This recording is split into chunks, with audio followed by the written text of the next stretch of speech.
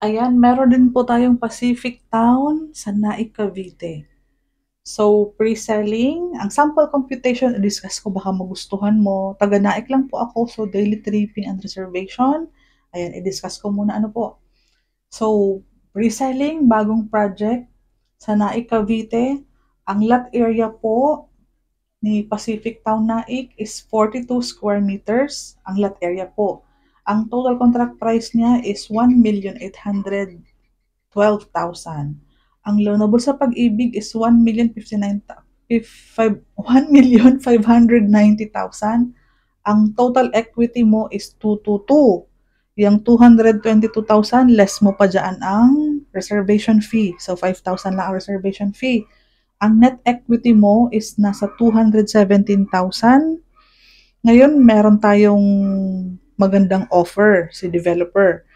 Ang first equity mo is amounting to 42,000. Hindi advisable na bayaran mo ng bagsakan kasi pre-selling naman tayo. So, i-divide muna natin. Ngayon, ang monthly equity mo in the first hanggang 12 months is 3,500 only. Ngayon po, ang second equity mo is babayaran mo sa loob ng 24 months. In the event na meron kang savings, dito natin ilagay. Pwedeng mabawasan mo yung 174,996.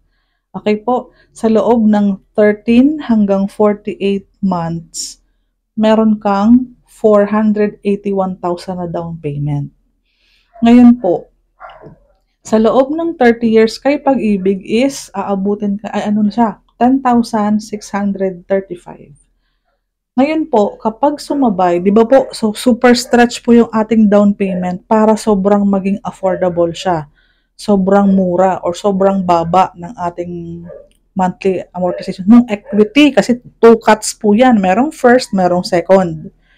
Ngayon po, yung color blue, magsasabay po kasi ang equity at yung HDMF monthly amortization mo amounting to 15,496 na kasi 4,861 yung ongoing pa po continuous payment mo ng second term ng equity. Pag na-approve ka ni Pag-ibig, 10,000 naman yung monthly mo. So, yung monthly natin sa Pag-ibig is 10,635. In the event na wala kang savings, magsasabay po ang payment niyan. Kaya yung color blue, pag napansin mo yung color blue, yan po yung nagsabay. Equity tsaka yung monthly mo is 15,496. Since malayo pa naman po ito, dahil magbabayad ka pa ng 1 to 12 months na 3,500, yung masasave mo po, pwede po nating bayaran dito. Magbawasan mo po ang 174,000 para yung ika-13 mo, 13 hanggang ika-40th month mo, bumaba po ito para po maging magaan sa'yo kapag nagsabay na po yung equity at saka yung monthly sa Pag-ibig. Dahil kapag na-approve ka ni Pag-ibig, hindi po siya pwedeng pigilan or stop. Tuloy-tuloy na po kasi ang magiging monthly amortization mo niyan. Ngayon po, ang required income is 28,000.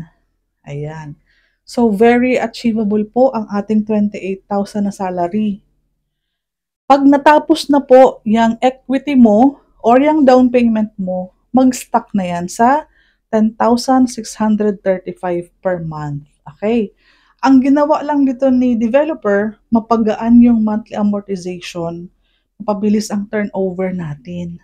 So, yan ang ini-aim niya dito. Kaya po, may dalawang hati. Sana naunawaan. Sana po kung may savings at makapag-save up ka, after ng 1 to 12, ilaan mo po sa second equity para maging magaan ang monthly amortization mo. Pagdating ng approval ni Pag-ibig. Ganun lang po siya kasimple i-explain. Baka lang pong delicate. Kung gusto mo po i-explain ko sa messenger, tawagan mo po ako, mag-usap tayo. Kasi maganda po ang project na ito, Pacific Town. Sold out na yung ibang project in Concho, Pacific Town Concho in 13. Meron din pong Pacific Town in Cabuco and in Naik Cavite, first time natin magkakaroon ng ganitong project. Maraming salamat.